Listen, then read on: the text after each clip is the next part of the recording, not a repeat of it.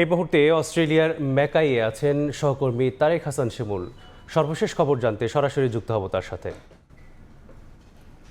শিমুল, 47 সালে সবচেয়ে কম বলে ফাইফার আদায় করার একটা রেকর্ড ছিল। মাত্র 19 বলে ফাইফার তুলে নিয়েছিলেন এবং সেই রেকর্ডটা আজকে ভেঙে দিয়েছেন মিচেল স্টার্ক, সেটাও 15 বলে।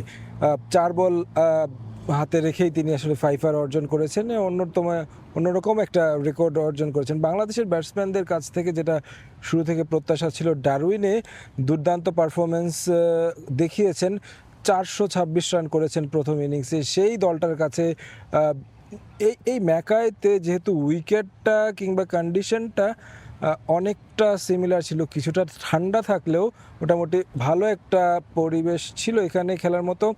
তো যে কারণেই মূলত সবার প্রত্যাশা ছিল যেন এই ইনিংসটা যদি আগে ব্যাট করাটা কঠিন এখানকার কন্ডিশনে। আমরা কিউরেটরের সঙ্গে কথা বলে যেমনটা জেনেছিলাম যে শুরুর ঘন্টাটা পেস বলটা যখন নতুন থাকবে ওই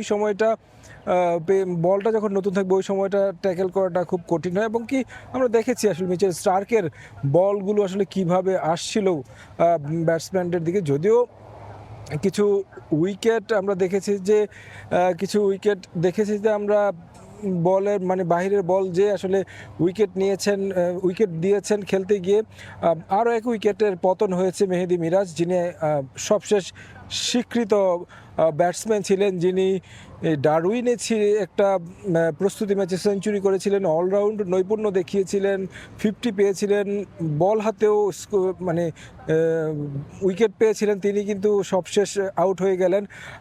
বাংলাদেশ কিন্তু 7 উইকেটের পতন হয়ে গেল এর মধ্যে। তবে আসলে বলা যায় যে এই ম্যাচটাও যে আসলে শেষ পর্যন্ত রেজাল্টের দিকে যাচ্ছে, এটা বাংলাদেশের এই লাঞ্চ পর্যন্ত যে খেলা হয়েছে তাতে আসলে অনেকেই ধারণা করে নিয়েছেন। এখন দেখার বিষয় হলো বাংলাদেশ শেষ পর্যন্ত তারা কত রানে যে প্রথম ইনিংসটা শেষ করতে পারে। বাংলাদেশের যেই আগের ইতিহাসগুলো রয়েছে সেই ইতিহাসটা আসলে সবচেয়ে কম রানে অল আউটের যে ইতিহাস, সেটা পার হওয়ার বিষয় রয়েছে এবং সেটি নিশ্চয়ই পার হয়েছে বাংলাদেশ দল।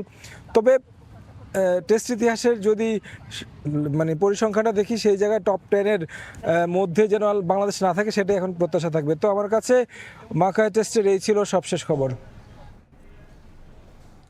সহকর্মী তারেক হাসান শিমুল অস্ট্রেলিয়া থেকে যুক্ত ছিলেন।